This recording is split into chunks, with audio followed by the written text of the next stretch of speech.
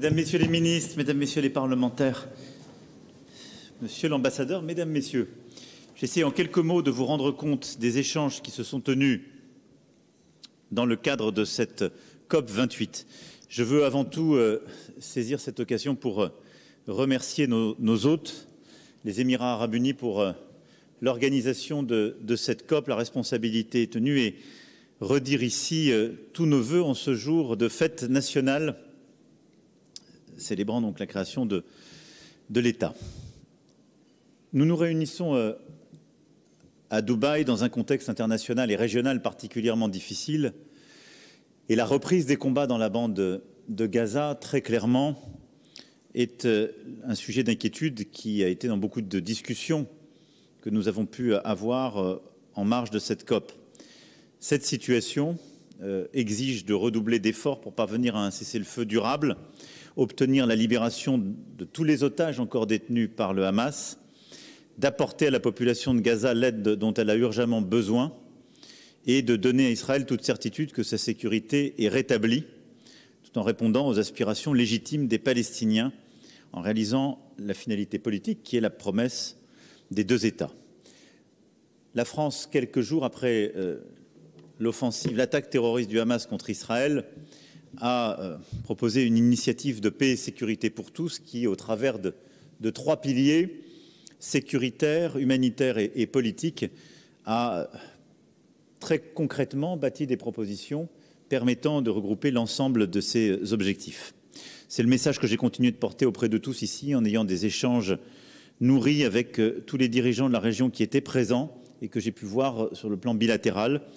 On pourra y revenir si vous le souhaitez dans les questions de manière plus détaillée, mais nous aurons dans les semaines qui viennent à poursuivre cet agenda. C'est le même engagement que nous tenons pour répondre à toutes les crises internationales qui ébranlent l'ordre international, pour répondre aux immenses défis qui sont les nôtres. Néanmoins, cette situation, et c'est je pense le message important qui ressort aussi de cette COP 28, ne doit pas nous faire quitter la route et l'engagement collectif pour tenir nos objectifs communs et une bataille qui est absolument essentielle pour nous tous et nous toutes, qui est celle pour la lutte contre le réchauffement climatique et pour la biodiversité. Cette COP 28 avait pour objectif de tirer un premier bilan mondial de l'accord de Paris, fixer la méthodologie pour les années à venir et ainsi bâtir des éléments clés de notre stratégie collective. Dans ce contexte, la France, pour dire deux mots, aborde ce rendez-vous avec les résultats des dernières années consolidés et aussi une vision claire sur la nature des enjeux qui sont devant nous. Je le dis ici parce que les faits permettent toujours d'avoir une approche qui est souvent plus rationnelle. Depuis 2017, la France respecte les objectifs qui sont les siens année après année. Entre 2017 et 2022, nous avons réduit nos émissions de plus de 2% par an, ce qui correspond à la trajectoire qui est attendue de nous. Le défi qui est le nôtre maintenant, c'est pour tenir cette trajectoire à horizon 2030, c'est un effort de 5% par an qui est maintenant demandé. Et donc là où nous avons réussi durant les 5 dernières années à doubler notre taux d'effort, ce qui nous permet d'être dans nos trajectoires, ce qui n'est pas le cas de beaucoup de pays, même parmi les pays riches, on doit multiplier encore par 2,5 la trajectoire actuelle pour les tenir dans les années qui viennent. C'est ce qui est au cœur de la planification écologique qui a été préparée par le gouvernement, soumise et qui va se décliner dans les mois qui viennent à travers la programmation pluriannuelle de l'énergie, à travers justement nos déclinaisons régionales et tout le travail qui maintenant va se déployer avec nos collectivités territoriales, nos industriels et l'ensemble de nos compatriotes. Nous avons à cet égard enclenché des profondes transformations. La stratégie de Belfort sur l'énergie qui repose sur sobriété énergétique, nucléaire et renouvelable et l'ensemble des trajectoires que j'évoquais. Fort de ce bilan et conscient sur ce qui est devant nous, les messages principaux que nous avons portés lors de cette COP sont pour moi de trois ordres. Le premier, c'est sur la priorité donnée à la sortie du charbon. Et ce faisant, l'accélération qu'on doit collectivement endosser sur le nucléaire et le renouvelable. Parce que c'est le seul moyen de sortir du charbon. Mais si on regarde la situation de la planète et nos émissions, ce que d'ailleurs nous disent les scientifiques, si je reprends les chiffres et la scansion des scientifiques, ils nous disent si vous voulez tenir les accords de Paris, Vous devez sortir du charbon en 2030, vous devez sortir du pétrole autour des années 2040-45, du gaz autour des années 2050. Et là où le débat, la conversation internationale s'était parfois concentrée sur tel ou tel projet de gaz dans tel ou tel pays pauvre, on voit bien que le cœur de la priorité, c'est que les pays les plus consommateurs de charbon en sortent le plus vite possible. Et donc, nous avons, à cet égard, lancé cet appel. On a besoin d'un virage absolu sur le charbon. Je l'ai rappelé ce matin puisque nous avons tenu un événement spécifique auquel plusieurs pays étaient présents, dont l'Union européenne, les États-Unis, le Vietnam, la Malaisie, les Britanniques, les Canadiens, etc., évidemment avec la Banque mondiale, entre autres, pour l'accélération de notre transition charbon. C'est qu'au moment où je vous parle, si on suivait les chiffres, il faudrait réduire de 92 gigawatts par an nos capacités charbon. Or, aujourd'hui, on a déjà programmé plus de 500 gigawatts supplémentaires. C'est-à-dire que si simplement on laisse faire les projets qui sont en cours, il n'y a aucune chance de tenir les 1,5 degrés. C'est ça le défi charbon. Et donc notre priorité, c'est que tous les pays du G7 tiennent leurs engagements, qui est de sortir le plus vite possible, et donc qu'on tienne l'engagement 2030. C'est ce qu'on a signé en G7, que tous les pays du G20 fassent de même, le plus vite possible, et que tous nous coupions progressivement les financements au charbon, et qu'on ait un marché financier qui corresponde à cet objectif. Dans ce contexte-là, j'ai rappelé l'engagement de la France, nous sortirons totalement du charbon d'ici à 2027, surtout on aura fini la conversion de nos centrales à charbon vers d'autres énergies qui sont non fossiles pour pouvoir produire de l'énergie et les convertir. Et d'ailleurs, on aurait pu le faire plus tôt si nous ne l'avons pas fait. C'est les difficultés qu'on a eues ces dernières années sur des retards de production. Mais on a la capacité technique de le faire et ce sera tenu d'ici à 2027. Mais donc on va maintenant pousser tous les pays du G7 à montrer l'exemple et à sortir le plus vite possible du charbon. Et on accompagne les pays émergents qui ont une responsabilité dans la matière, parce qu'ils sont des grands consommateurs, à le faire, à travers plusieurs instruments. D'abord, on va concentrer nos aides publiques, la France l'a déjà fait, sur les projets non charbon. On va privilégier les projets nucléaires et renouvelables, mais il faut différencier le charbon des autres fossiles, en particulier le gaz. Et on doit surtout les accompagner par des programmes de juste transition énergétique, ce qu'on avait inventé à Glasgow, les JETP, et qu'on a commencé à déployer avec des pays très importants comme le Vietnam ou l'Indonésie. Et le Vietnam, le JETP qu'on a négocié par exemple, est quelque chose qui a permis d'avancer le pic charbon drastiquement, parce que là où le Vietnam était un pays qui allait continuer inexorablement à monter ses capacités charbon, il y a 2 ans on nous disait entre 2035 et 2040, d'ores et déjà avec le JETP qu'on a concentré, la France y met 500 millions d'euros, il atteindra son pic en 2030. Si on met plus de pays partenaires, on aura un pic charbon avant. Et donc c'est ça le cœur de la bataille. Pour y parvenir, on a aussi décidé à plusieurs de s'engager sur une méthodologie nouvelle pour avoir un marché qui fonctionne mieux. Pour le dire en des termes très simples, parce que tout ça est infiniment technique, on a besoin d'avoir en fond une forme de gold standard et de bonne classification financière de ces types d'investissements. Au moment où je vous parle, si vous êtes investisseur, vous payez le même taux d'intérêt pour un projet charbon, un projet gaz, un projet renouvelable. Vous conviendrez avec moi que c'est totalement absurde par rapport à nos objectifs. Et donc on doit réinternaliser dans le marché financier et les informations que le marché donne aux grands acteurs des taux d'intérêt différenciés.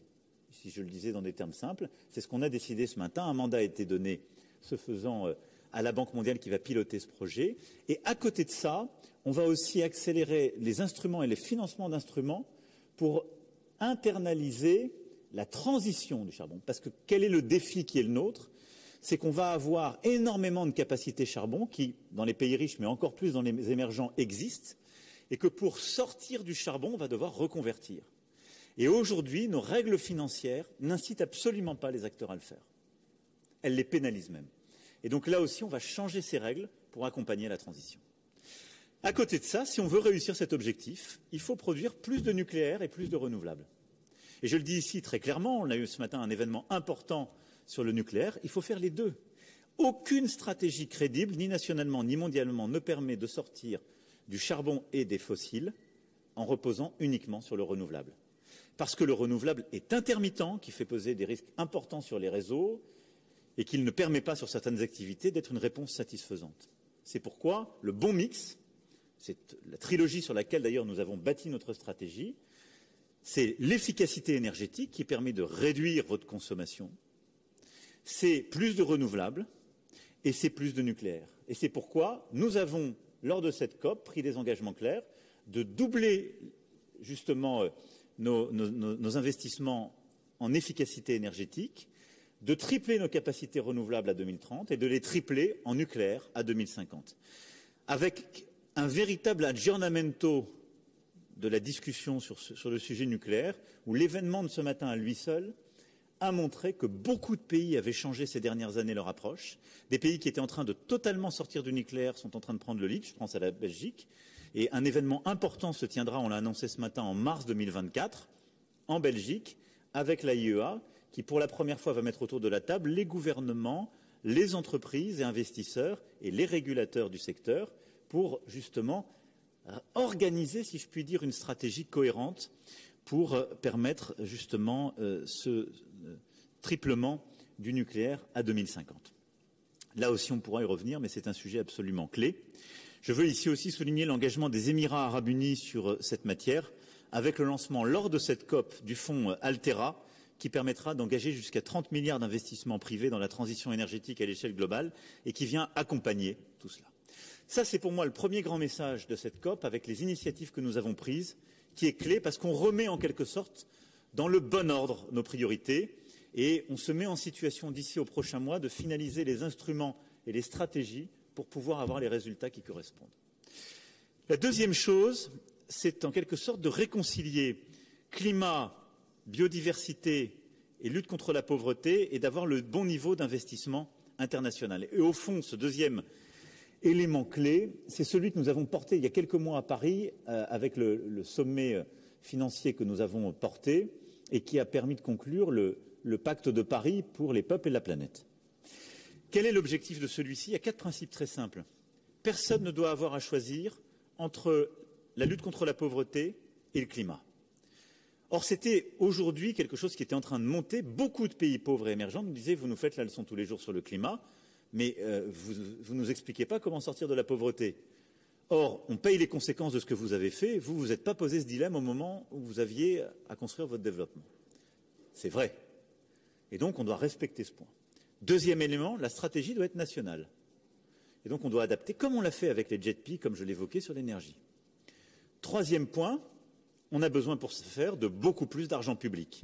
Ce qui fait qu'on a déployé un choc financier international et 300 à 400 milliards de dollars de financement en plus sur 10 ans seront déployés en mettant plus à risque le bilan de la Banque mondiale et du FMI, c'est les décisions prises en juin dernier, en améliorant leur travail collectif et en déployant des nouveaux instruments qui ont été décidés, en particulier à Marrakech, lors des journées Banque mondiale FMI, et je veux saluer l'importance de ces travaux.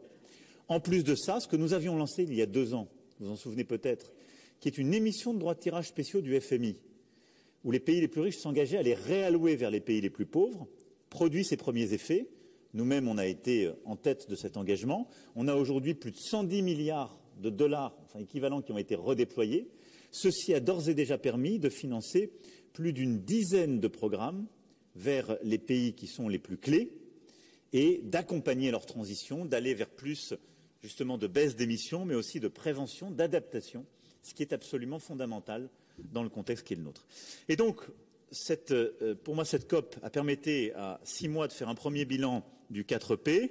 On a mandaté donc du pacte de Paris pour les peuples et la planète. Macky Sall a accepté d'être l'envoyé spécial qui, dans la durée, va suivre cet effort. L'OCDE en assurera le secrétariat. Et donc, on va continuer de suivre les résultats pour être sûr qu'on a plus d'investissement public et qu'on suit ce double agenda pauvreté-climat. En parallèle, on mobilise beaucoup plus d'argent privé, et les fonds que j'évoquais le permettront aussi, et ce, en déployant les effets de levier que nous avons avec la Banque mondiale tout particulièrement et le FMI, et en limitant les effets d'éviction qu'il y avait et qui étaient trop nombreux jusqu'alors. Lors de cette COP, nous avons aussi acté, dans le cadre justement de ce changement financier, un fonds sur les pertes et dommages qui permet de tenir la promesse faite à Sharm el-Sheikh et qui est un point très important pour une transition internationale juste. La France a pris l'engagement d'investir jusqu'à 100 millions d'euros en fonction des évolutions de gouvernance. Et peut-être je fais juste une parenthèse sur ce sujet qui là aussi est très technique, mais pour lever des ambiguïtés. Le fonds pertes et dommages est très important. Il sera géré par la Banque mondiale et il permet d'aider des pays à revenus intermédiaires, en développement, aux pauvres, quand ils ont une grande vulnérabilité climatique. Néanmoins, c'est un sujet très compliqué, sur lequel tous les raccourcis vont entraîner tous les malentendus. Parce que quand on parle de vulnérabilité climatique, on parle de pays qui ont une vulnérabilité climatique, mais par exemple, qui sont des grands pays touristiques très attractifs, mais qui, lorsqu'ils ont tous leurs formidables hôtels qui ont été abattus par un ouragan, n'arrivent pas à les réparer. Mais vous avez la vulnérabilité climatique d'îles très pauvres qui sont en train de disparaître, et vous avez la vulnérabilité climatique de pays désertiques qui sont en train de perdre toutes leurs ressources. Ces sujets n'ont rien à voir entre eux. Et ça ne doit pas être un fonds unique qui gère tous ces risques, parce que sinon, là aussi, c'est l'argent du contribuable qui va payer pour des risques qui devraient être assurés par le privé.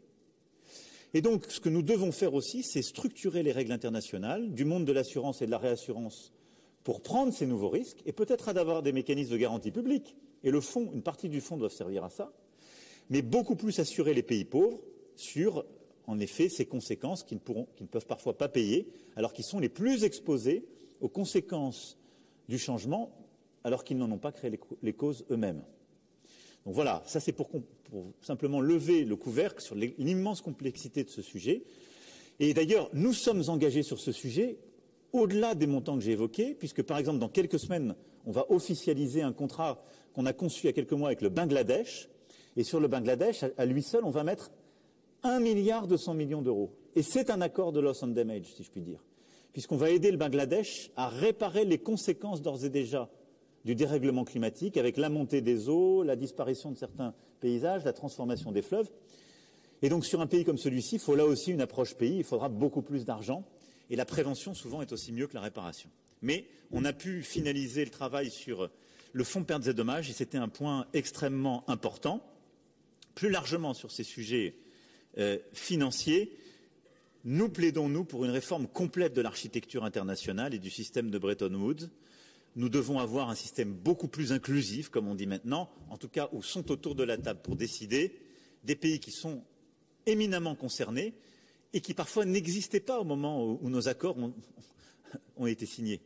Et donc il est totalement illégitime aujourd'hui que nos grands systèmes de régulation financiers excluent totalement plusieurs grands émergents, plusieurs pays en développement totalement stratégique et des pays pauvres qui sont touchés au premier point.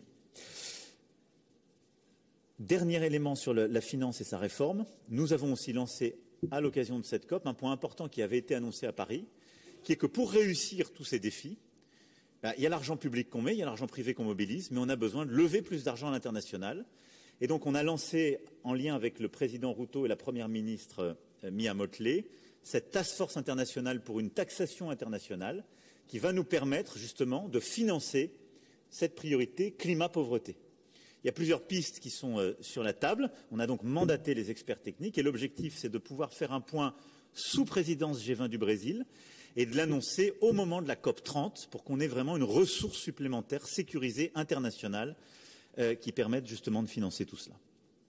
Dernier point, après donc le charbon et nucléaire renouvelable et après la finance, c'est le fait que nous ne devons jamais perdre de vue que le combat doit être un combat climat-biodiversité.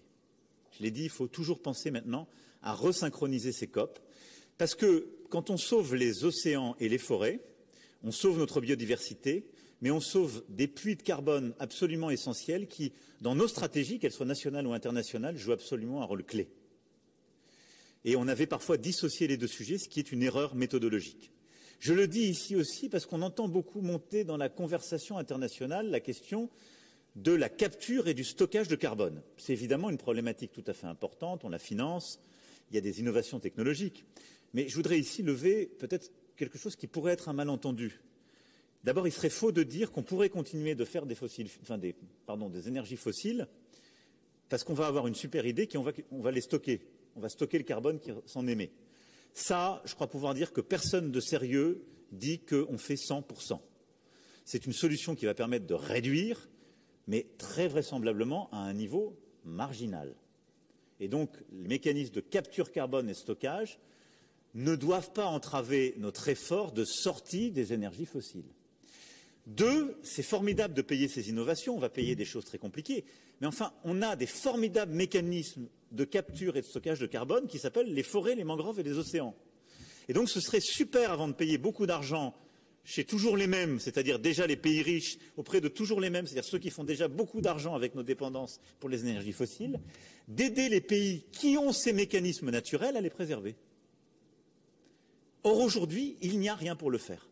Et l'aberration de notre politique internationale, c'est qu'on met beaucoup d'argent pour avoir des solutions chez les pays riches pour faire de la capture de carbone et du stockage, on met beaucoup d'argent pour reforester, nous-mêmes on a une politique ambitieuse, mais on ne met pas d'argent pour préserver. Or, les grands pays forestiers, je redonne le chiffre, il est toujours éloquent, 14% de la surface sont ces forêts primaires. Elles ont plus de 75% du carbone irrécupérable, ce qui fait qu'à chaque fois qu'on les détruit, c'est un drame, parce qu'on libère des tonnes de CO2, et elles ont 90% des écosystèmes des espèces vertébrées connues. Aujourd'hui, on ne fait rien pour les préserver. C'est l'Amazonie, le bassin du fleuve Congo, les forêts d'Asie du Sud-Est. C'est exactement l'initiative qu'on a lancée en mars dernier à Libreville avec le premier One Forest Summit. Beaucoup de pays, quelques pays, pas beaucoup, avaient lancé beaucoup d'argent dans cette politique. J'ai salué la politique de la Norvège, j'aurais pu parler de l'Allemagne, qui sont 2 pays qui ont vraiment mis beaucoup d'argent il y a plusieurs années, mais dans une stratégie internationale. Là, qu'est-ce qu'on a fait? On a dit au fond pour la forêt, il faut faire comme on a fait pour l'énergie. Il faut des stratégies pays et il faut mettre beaucoup d'argent dessus. Et donc là, on vient de finaliser les 3 premières stratégies pays sur les forêts. Papouasie-Nouvelle-Guinée, République démocratique du Congo et Congo-Brazzaville. On met 100 millions sur la Papouasie-Nouvelle-Guinée, 60 millions, la France, 60 millions de dollars sur la République démocratique du Congo, 50 millions sur le Congo-Brazzaville. Et à côté de ça, on mobilise d'autres financements bilatéraux de partenaires, des financements multilatéraux et de l'argent privé pour les aider à préserver leur forêt et à l'exploiter de manière durable. C'est-à-dire tirer des revenus tout à fait profitables, le faire en lien avec la science, pour avoir un suivi scientifique tout à fait cohérent, et le faire en lien avec les peuples autochtones pour pouvoir justement associer ces derniers à cet effort, mais c'est un point extrêmement important. Évidemment, l'autre stratégie clé, c'est l'eau et les océans. Pour ce faire, nous aurons le sommet que nous menons à Nice en 2025, et j'en ai rappelé tout à l'heure et hier les principaux objectifs. Et donc on a des objectifs très concrets que j'ai annoncés pour la conférence que nous tiendrons donc à Nice en 2025. Et puis c'est l'eau avec tous ces conflits d'usage. Et là, on tiendra en lien avec le Kazakhstan un sommet One Planet sur l'eau en coprésidence en marge de l'Assemblée générale des Nations unies en 2024 pour organiser là aussi le dialogue sur les questions de l'eau, à la fois de son exploitation durable, des conflits d'usage et des conflits géopolitiques qui naissent sur ce sujet. Voilà ce que je voulais dire. C'était un peu touffu, parce que tout ça est très compliqué, mais je voulais sortir un peu des éléments convenus ou des choses trop rapides pour essayer d'expliquer en profondeur la stratégie qui est la nôtre et qui est d'essayer de bâtir des éléments stables et profonds de cette transition. Je vais maintenant répondre à vos questions. Question pour Géraldine Wessner-Dupont. Bonjour Monsieur le Président. J'ai une question en 2 parties, simplement sur l'ambiance générale. Au dernier G20, vous aviez été un petit peu pessimiste sur la possibilité de parvenir à cette COP, à quelque chose d'un peu ambitieux sur la sortie des fossiles. Est-ce que vous êtes un peu plus confiant après vos rencontres de ces jours-ci? Et par ailleurs, sur le nucléaire spécifiquement, est-ce que l'appel que vous avez signé aujourd'hui conjointement avec 22 pays, vous souhaitez le voir traduit noir sur blanc dans le texte final qui sortira de cette COP? Et est-ce que l'Union européenne vous soutiendra? Alors, je reste toujours, quand on regarde les chiffres, préoccupé par la situation. Néanmoins, je pense que cette COP a marqué plusieurs avancées sur plusieurs sujets. Et les objectifs qu'on s'est donnés sur le nucléaire, le renouvelable, sont des éléments de crédibilité. Mais je vais le redire de manière très simple. Si nous n'accélérons pas le tournant sur le charbon, nous n'y arriverons pas. Et donc, je pense que cette COP a été une COP de prise de conscience sur la question du charbon. Et on a lancé des initiatives très structurantes pour les prochains mois qui vont permettre d'accélérer cette transition. Donc c'est là où il y a eu, je pense, un vrai apport dans les priorités. Et ensuite, je pense qu'on a rassemblé beaucoup plus de pays qu'il y a même un an sur le nucléaire. Et je pense que sur le nucléaire, les choses sont en train de changer très profondément. Et des pays qui n'avaient parfois pas d'historique ou qui étaient en train d'en sortir complètement ont changé leur position pour pouvoir justement prioriser leurs objectifs. Quant à la déclaration qui a été signée, je pense que c'est une avancée majeure. Je pense qu'elle va nous aider, nous aussi, à accélérer nos investissements. On fait beaucoup d'investissements à travers notre grande entreprise leader qui est EDF, mais nos start-up aussi dans ce qu'on appelle le New Nuc, qui est au cœur de France 2030, et avec nos grands organismes de recherche, en particulier le CEA et le CNRS. Et donc nous, plus on a de la visibilité, plus on a de marchés potentiels, plus on a des investissements internationaux qui se structurent, plus on peut mobiliser du financement privé, plus on peut mobiliser les marchés, plus on peut avoir de la visibilité et donc baisser nos coûts et innover plus vite. Et c'est un des défis qui est le nôtre, si on veut déployer ça à bon rythme, y compris pour nous-mêmes. C'est aller plus vite et moins cher sur les EPR et les SMR. Quant formellement à ce texte, on n'a jamais négocié de texte nommant quelque énergie dans nos COP. Et d'ailleurs, dans l'accord de Paris lui-même, c'est en annexe que vous avez des références. Donc, on aura annexé la déclaration des 22+, et nous avancerons sur ce sujet. L'Europe a une position simple. On a réussi à obtenir ces dernières années la non-distinction entre le renouvelable et le nucléaire. C'était ce qu'on voulait. C'est de dire on a des low carbon energy. Et je crois que c'est plus que pertinent de faire comme ça. Deuxième question pour Paul Barcelone de France Info. Monsieur le Président, bonjour, juste là. Vous avez dit à l'instant votre inquiétude quant à la fin de la trêve au Proche-Orient. Est-ce que vous craignez que cela complique le dossier de la libération des otages? On sait qu'il reste 4 franco-israéliens avec des profils différents de ceux qui ont été libérés jusqu'à maintenant, des hommes majeurs. Ce dossier, vous allez l'évoquer dans quelques heures au Qatar. Qu'est-ce que vous attendez de cette visite à Doha, au moment où Israël rappelle ses émissaires dans le pays et dénonce même une impasse dans les négociations? Merci beaucoup.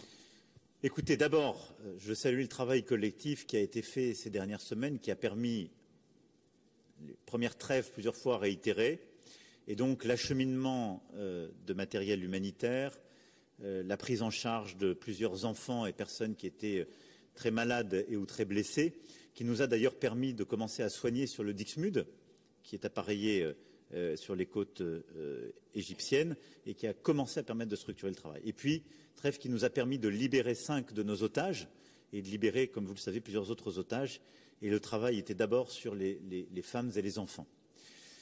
Nous avons plus que regretté, évidemment, et ma préoccupation avec la reprise des attaques. Je le redis, nous reconnaissons le droit d'Israël à se défendre. Mais dans le cadre du droit international, du respect du droit humanitaire, et ce droit à se défendre ne peut en aucun cas être un droit à attaquer les populations civiles. Et donc je souhaite qu'on puisse à nouveau faire cesser les armes pour reprendre le travail humanitaire, la discussion politique et le travail sur la libération des otages. Aujourd'hui, il est suspendu, vous l'avez très bien dit. J'ai eu la discussion avec le président Herzog hier. On va avoir besoin de plusieurs jours de travail.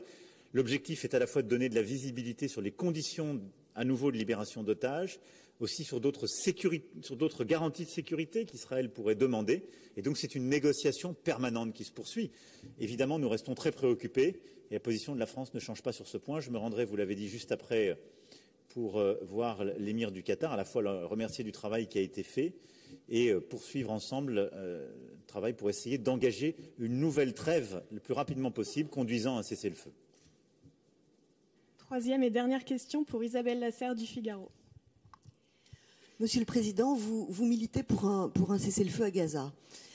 Si ce cessez-le-feu a lieu demain, ça veut dire que le Hamas demeure à Gaza et que donc il sera difficile d'y faire revenir l'autorité palestinienne et difficile aussi de proposer à Israël des garanties de sécurité pour éviter qu'un nouveau 7 octobre ait lieu. Alors quel type de cessez-le-feu exactement voulez-vous? Est-ce un cessez-le-feu immédiat? C'est-à-dire, dans ces cas-là, peut-être que vous considérez que les capacités militaires du Hamas ont été suffisamment affaiblies, ou alors peut-être considérez-vous que les questions humanitaires et les questions de libération des otages et le fait que les armes se taisent sont des objectifs plus importants que les opérations militaires d'Israël, ou est-ce un cessez-le-feu à moyen terme. Et si, c'est-à-dire une fois que le Hamas aura été suffisamment dégradé pour pouvoir lancer cette solution politique. Et si c'est le cas, à quelle échéance voyez-vous ce moyen terme? Je pense qu'on est à un moment où les autorités israéliennes vont devoir définir plus précisément leur objectif et l'état final recherché. La destruction totale du Hamas, qu'est-ce que c'est et est-ce que quelqu'un pense que c'est possible? Si c'est ça, la guerre durera 10 ans. Et je crois que personne ne sait définir sérieusement cet objectif. Donc il faut que cet objectif soit précisé. Mais moi je suis très cohérent. L'approche que nous avons en 3 points est parfaitement complémentaire. Nous, on a dit aux Israéliens, on est à côté sur votre sécurité, parce qu'on considère que votre sécurité n'est pas que votre affaire. Le Hamas a mené des actions terroristes et est un groupe terroriste, infiltré dans Gaza. C'est pourquoi nous avons dit qu'il justifie une action internationale pour couper son financement, pour cibler les profils les plus dangereux, mais aussi pour éviter la coagulation avec d'autres groupes terroristes qui sont présents dans la région, avec lesquels les liens sont établis et contre lesquels nous luttons.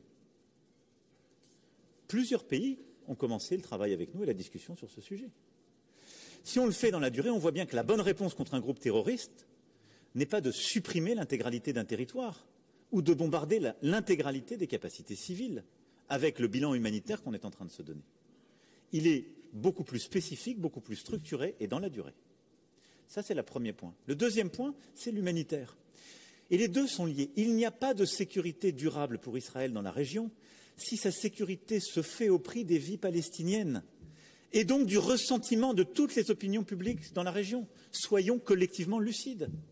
Vous voyez bien les opinions publiques, je parle à tous les dirigeants, j'y parle ces derniers jours. S'ils ont le sentiment que pour les Israéliens, et ce faisant pour tous ceux qui les soutiennent, qu'il y aurait 2 standards et que la vie des Palestiniens ne vaut pas la vie des Israéliens, mais vous créez en puissance des régimes, des groupes, et demain d'autres groupes naîtront, qui porteront ce ressentiment et cette haine, parce qu'à l'aune de la réponse au 7 octobre, on aura tué des vies, et des vies civiles. Donc je le redis, l'humanitaire est complémentaire du sécuritaire, c'est aussi notre devoir. Et je pense que c'est l'intérêt d'Israël. Et donc la réponse humanitaire, c'est aujourd'hui d'avoir des trêves très rapides permettant un cessez-le-feu humanitaire, la prise en charge des populations civiles, des enfants, et une action sécuritaire qui est ciblée contre des terroristes.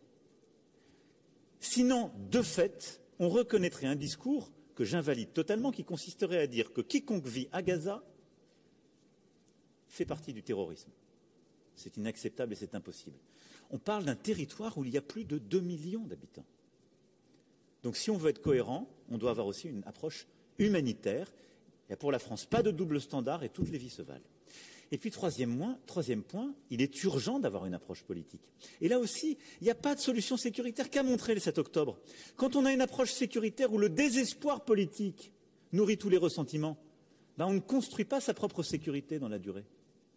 Et donc il y a un droit légitime du peuple palestinien à avoir un État et donc à avoir une reconnaissance politique structurée et d'aller vers les 2 États. Et donc c'est notre responsabilité de reprendre la discussion sur ce sujet, sans naïveté. Ça ne va pas se terminer maintenant, je suis lucide. Mais on doit la réorganiser au niveau régional pour éviter que les forces ne s'écartent et pour bien montrer aux opinions publiques, aux Palestiniens, à tous ceux qui adhèrent à ce sujet, que leur légitime revendication politique est prise en compte et que le bon moyen de le porter n'est pas un moyen justement par la violence, mais par l'adhésion à un processus politique. Et là aussi, la bonne réponse, c'est les 2 États, la reconnaissance du peuple palestinien à disposer d'un État et l'exigence à l'égard de celui-ci de reconnaître l'État d'Israël et sa sécurité et ce droit à en vivre en paix. C'est comme ça que vous aurez une sécurité régionale. Sinon, la guerre sera sans fin. Et donc, pour moi, le cessez-le-feu doit arriver le plus vite possible, parce que la bonne lutte contre le terrorisme n'est pas le bombardement systématique et permanent. Ce n'est pas la bonne réponse quand on est face à un groupe terroriste.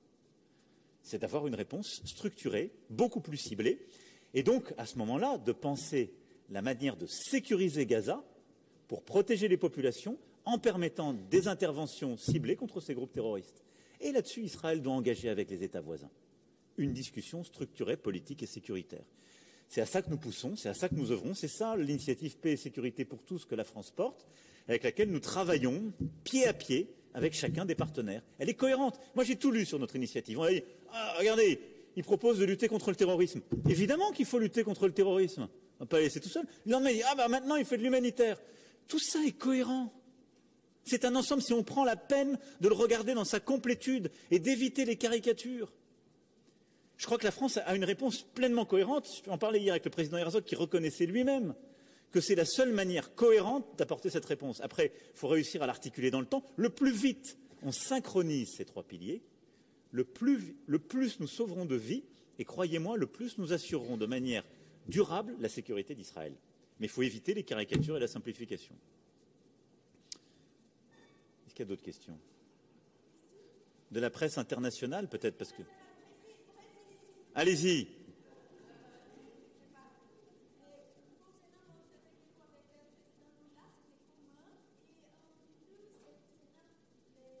Microphone, s'il vous plaît. Microphone, s'il vous plaît. Microphone, s'il vous plaît.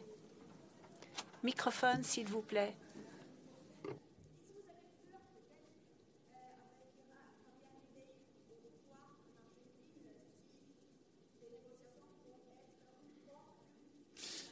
Alors d'abord, on a eu comme toujours une discussion formidable avec le président Lula.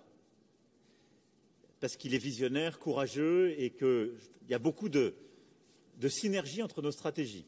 J'irai moi-même au mois de mars et je crois que sur la lutte contre la déforestation, une vraie politique amazonienne, sur les questions de défense, les intérêts économiques, les questions culturelles, on a un agenda bilatéral extrêmement dense et un très grand alignement de vues.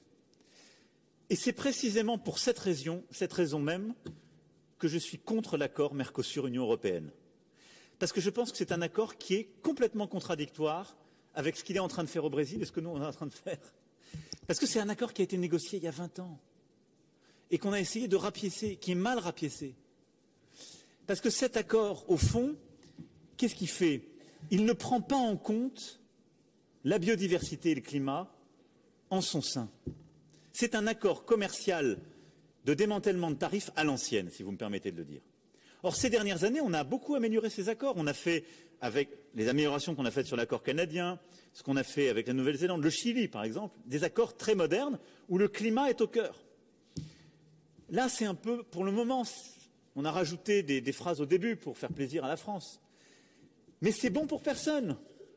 Parce que moi, je ne peux pas demander à nos agriculteurs, à nos industriels en France, mais partout en Europe, de faire des efforts, de s'appliquer de nouvelles normes pour se décarboner, pour sortir de certains produits et de dire d'un seul coup, j'enlève tous les tarifs pour faire rentrer des produits qui n'appliquent pas du tout ces règles et ça va être formidable. Moi, je perds l'adhésion de tout le monde et c'est complètement incohérent parce que ça veut dire que je suis en train de créer un marché qui décarbone chez moi pour permettre aux gens de consommer des produits qui sont plus carbonés ailleurs. On est fou. Avec un bilan carbone dégoûtant. Parce que si c'est pour dire je ne produirai plus du bœuf ou des céréales chez moi avec telle règle, mais je vais leur faire des milliers de kilomètres pour que les règles soient pires à l'autre bout du monde et qu'elles viennent chez moi, jamais de la vie. Vous avez un président qui en plus, lui, est pour les accords de Paris, qui veut lutter contre la déforestation. S'il veut rendre cette politique irréversible pour le Brésil, il doit la mettre dans les accords. Parce qu'à ce moment-là, tous ses successeurs devront avoir une politique qui, justement, va vers la décarbonation. J'ajoute que le bon accord, il doit rémunérer le Brésil sur sa politique forestière. Si vous faites plus de déforestation au Brésil, vous le savez très bien, vous allez contrarier plein d'intérêts financiers. La communauté internationale et l'Union européenne doivent vous aider et donc vous donner des crédits carbone pour ne pas déforester, parce que vous avez un trésor forestier au Brésil. Donc on doit penser à un accord qui est beaucoup plus géostratégique, beaucoup plus cohérent avec notre stratégie, et pas rapiécer un accord à l'ancienne. C'est pour ça que moi je ne suis pas pour cet accord. Parce qu'aujourd'hui, moi, je ne sais pas expliquer cet accord à un agriculteur, à un producteur d'acier, à un cimentier français ou européen. Et quand je ne sais pas l'expliquer chez moi, je ne le défends pas dans les conférences de presse internationales. Et je pense que c'est bon pour votre président compte tenu de sa politique. Quant au président Milei, j'ai eu l'occasion de discuter avec lui. Il a plusieurs propositions très audacieuses pour son pays. Il m'a été donné ces dernières années d'avoir à travailler avec des présidents qui parfois avaient des propositions très audacieuses. On arrive toujours à nouer le dialogue et à faire quelque chose de raisonnable. Donc on fera tout ce qu'on peut pour maintenir la coopération et même l'enrichir avec l'Argentine, et essayer de faire aussi que l'Argentine soit un bon partenaire du Mercosur. Et j'espère sur les questions climatiques, il va adhérer parce qu'il verra que c'est aussi une bonne chose pour son pays. Ah, il y a une motion d'ordre, il paraît que je dois... Non, le président Lula, justement, arrive pour sa conférence, donc je lui cède la parole. Merci beaucoup.